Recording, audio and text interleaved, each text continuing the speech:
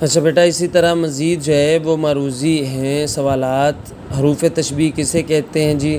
وہ حروف جو تشبیہ کے لیے استعمال ہوتے ہیں، وہ حروف جو تشبیہ دینے کے لیے استعمال انہیں کیا کہتے ہیں؟ حروف تشبیہ کہتے ہیں۔ حروف تشبیہ ہے مانند۔ حروف تشبیہ کا دوسرا نام ہے ادات تشبیہ۔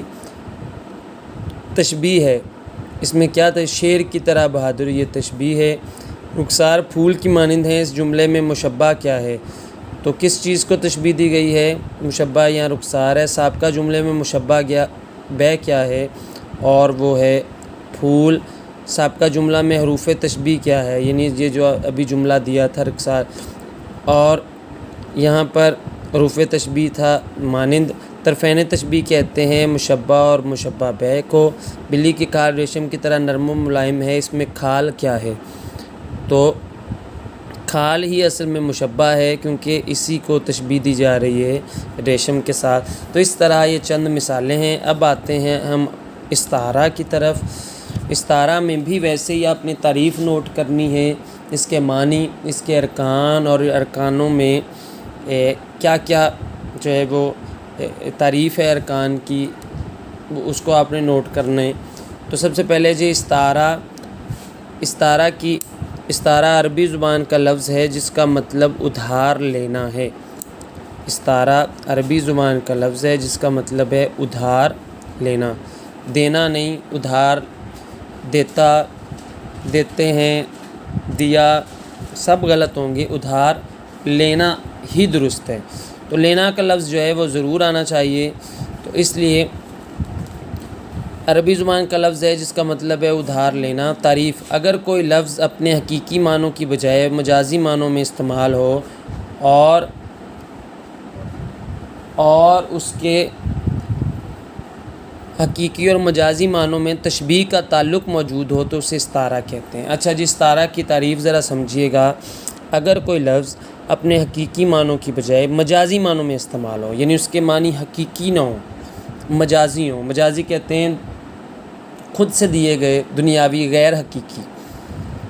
مجازی کہہ سکتے ہیں آپ غیر حقیقی، جو حقیقی نہیں ہے، خود سے دیے گئے معنی ہیں، اور اس کے حقیقی اور مجازی معنوں میں تشبیہ کا تعلق بھی موجود ہو، تو اتنی لمبی تعریف نہیں پوچھی جاتی۔ جو آپ نے یاد رکھنا وہ یہ ہے کہ اگر کسی چیز کو اس کی حقیقی کی بجائے مجازی معنوں میں استعمال کیا جائے تو کیا کہلاتا ہے؟ استعارہ کہلاتا ہے۔ اگر کسی چیز کو اس کے حقیقی کی بجائے مجازی معنوں میں استعمال کیا جائے تو اس کو استعارہ کہتے ہیں۔ ٹھیک ہو گیا۔ استعارہ تشبیہ تم نے پڑھی ہوئی ہے۔ علی شیر کی طرح بہادر ہے۔ علی کو بہادری کی بنیاد پر شیر کی طرح کا قرار دینا تشبیہ تھا۔ استعارے میں کیا ہوگا وہ ہم پڑھتے ہیں، تھوڑی وضاحت کر لیں۔ لفظ چاند اپنے حقیقی معنوں میں آسمان پر موجود ہے، ایک سیارے کا نام ہے جو رات بھر چاندنی بکھیرتا ہے۔ لیکن جب یہ لفظ کسی شخص کے لیے استعمال کیا جائے تو مجازی معنوں میں استعمال ہوگا، یعنی اس شخص کو چاند کہہ کے اس کی خوبصورتی کو واضح کرنا مقصود ہوگا۔ بینہ لفظ شیر حقیقی معنوں میں جنگل کا درندہ ہے، اور مجازی معنوں میں بہادر شخص تصور کیا جاتا ہے۔ اچھا جی، اصل میں وہ یہ کہنا چاہ رہے ہیں، استعارہ سمجھنے کے لیے آپ کو یہ سمجھنا ہے کہ اگر کسی شخص کو ہم چاند کہتے ہیں، کسی کو شیر کہتے ہیں، تو وہ مجازی معنی ہے۔ مجازی معنی مراد حقیقی نہیں ہے۔ حقیقی چاند جو ہے وہ انسان تھوڑی ہوتا ہے، حقیقی شیر تو ایک جانور ہوتا ہے۔ وہ یہ سمجھانا چاہ رہے ہیں کہ کس چیز کو اس کی حقیقی کی بجائے مجازی معنوں میں استعمال کرنا، یعنی مجازی معنی وہ ہیں جو ہم اس کے لیے لیتے ہیں۔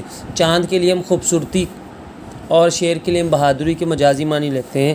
اس طرح وہ کہتے ہیں شیر بھی حقیقی معنوں میں درندہ ہے، مجازی معنوں میں بہادر شخص سے۔ چنانچہ کسی حسین کو چاند اور کسی بہادر کو شیر کہنا استعارہ ہے۔ استعارہ کی بنیاد بھی تشبیہ پر ہی ہوتی ہے۔ فرض یہ کہ تشبیہ میں کسی ایک چیز کو دوسری کی مانند قرار دیا جاتا ہے، جبکہ استعارہ میں ایک چیز کو ہو بہو وہی چیز قرار دے دیا جاتا ہے۔ مثلاً تم چاند کی طرح خوبصورت ہو، یہ تشبیہ تھی۔ تم چاند ہو، یہ ہے استعارہ۔ تو استعارہ بہت آسان ہے تشبیہ سے، اور وہ یہ ہے کہ کسی چیز کو اس کے حقیقی کے بجائے مجازی معنوں میں استعمال کرنا استعارہ کہلاتا ہے۔ تشبیہ میں تو یہ تھا کہ علی شیر کی طرح بہادر ہے، لیکن استعارہ ڈائریکٹ اسی شخص کو جو ہے وہ وہ اس خوبی کو اس کے معنوں میں اس کی شخصیت میں ڈھال دیتا ہے. علی شیر ہے تو علی شیر تو نہیں ہو سکتا، علی تو انسان ہے، لیکن ہم اس کو شیر کے لفظ کو یہاں بہادری کے معنوں میں لے رہے ہیں، مجازی معنوں میں لے رہے ہیں، حقیقی معنوں میں نہیں لے رہے.